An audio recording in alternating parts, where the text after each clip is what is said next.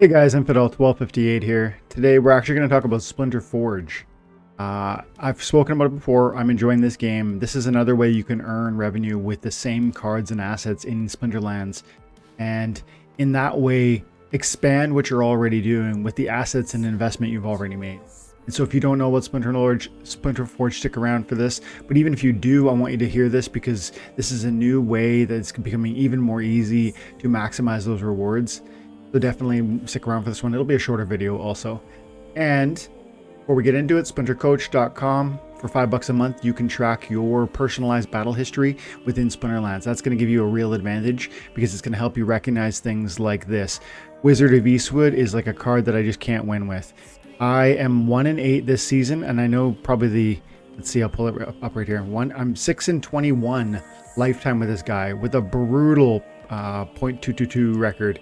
And this month it's a 1-4-3. This card only loses for me, and yet I keep using it because the 3 mana ends up being very applicable in those low mana matches. Green is really talented at winning those low mana matches because of cards like Failed Summoner, Screeching Vulture, Brownie. This deck that you see here, these 5 cards are the most commonly played cards. They're really great cards, but this card loses. It's not helping this pattern or this play. And so I either need to acquire another 3 mana green team or just stop using it. And there's a recognition there in how I can better improve my, I guess, rewards for time and attention. That's something I've learned through Splintercoach. And like I say, it's only $5 a month. Support local developers, people who are committing to our game and creating new tech that are going to expand the enjoyment, entertainment, and I guess even the revenue generating opportunity because it's training us to be better. So support them, guys. Check them out, $5 a month, splintercoach.com. Okay, so Splinterforge. Splinterforge is, I mean, maybe most of you know about it. If you're watching this video in full, I suspect you already know about what Splinterforge is, but just so briefly, for those who are going to be first-time viewers and don't know, it's a website, splinterforge.io, which is that reps a game, which is like a boss battle type game where you use your Splinterlands card assets. So you click on one of the 4 bosses that is available anytime, and you can see their data, you know, their damage output, their hit points, you know, their special abilities. And this is like your bronze, your silver, your gold, and your diamond champion. And then you click on your preferred monster, whatever card level you have to rock with, and you just throw down. And of course you want to build the team that is most appropriate for the data that your opponent has, the stats and abilities your opponent has. But generally speaking, you're going to find like what is your best foot forward, and you're going to rinse and repeat. But here's the thing. As I play this game, what I've been doing is operating, you know, one of my critiques of Splinterforge is that it takes a long time to play this game. Every single day you get 1,000 stamina. I think it's every day. And I'm telling you guys, that's about 30 matches because every battle, it's about 33 matches. Every battle uses 30 stamina. And so you got 33 battles. 33 times 30 is 1,000-ish, just shy of. And so it takes a long time. Like here, let's quickly watch one battle. I click my summoners. You get 2 summoners in this game. And then you go ahead and, assuming you have maybe a pattern or familiarity, you maybe already know what you want to throw down. And I like something like this. I switch it up at times depending on the rule set. But, you know, Thorns, I don't want to use melee. Archery, I don't want to focus, or Return Fire, I don't want to focus on archery primarily. And I want to bring lots of heals. And so I'm going to hit battle, and then it's probably 45 seconds to a minute if you skip the battle to play it from team selection to end of battle. But that's assuming you already know how to play. You already know which monsters you want. You already, you know, you have a pattern and whatnot. And many of you won't. So it can be a long time. It can be 5-minute battles, and you can do 33, 34, you know, maybe more a day, which is so many. But here's why I wanted to feature the game today. This is like a new element. You can do battle X2, which is 2 times battle. So I'm going to submit this team twice. It's going to face off against this battle data twice, and we're going to see a total one battle.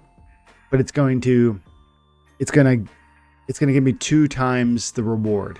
And so We queue up. This is the summoners I picked. These are the monsters. We could just go ahead and press start.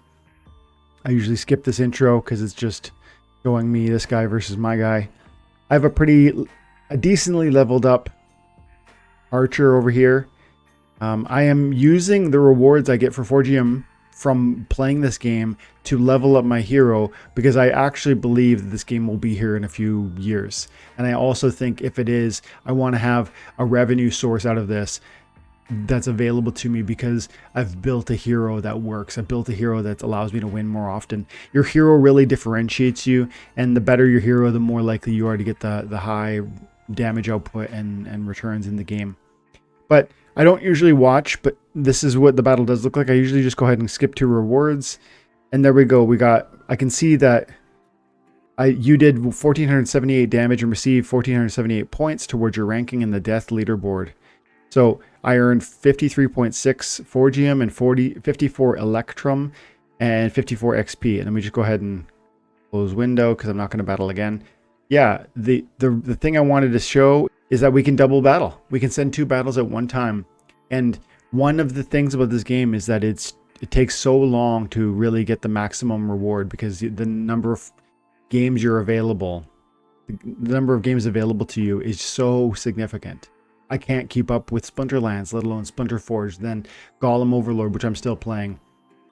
And so that 2x battle is allowing me to play my battles at twice as quickly.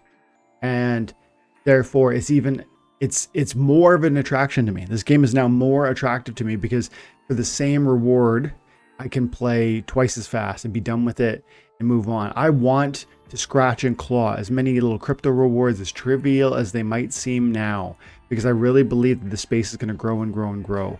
And also, I already own crypto assets that are Splinterlands, and if I want to take full advantage of them, you want to think through strategically, the ways that you can benefit.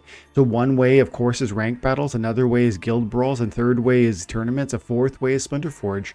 And if you're taking advantage of all of those angles, you're going to see a greater reward, a multiplier of reward across a long time horizon. Again, if you think Splinterlands is a valuable game, if you think these assets are meaningfully, they have a probability of increased value in the future, I think that argument almost has to be founded on the utility and joy that comes out of these assets. And I'm saying it is. I'm saying it's fun. I'm saying it has a future.